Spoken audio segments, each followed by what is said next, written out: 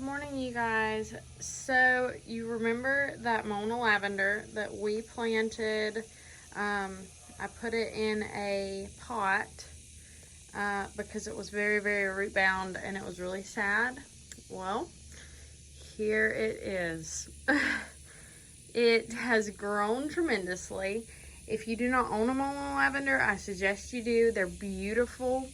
They have these super dark green foliage with the beautiful light colored purple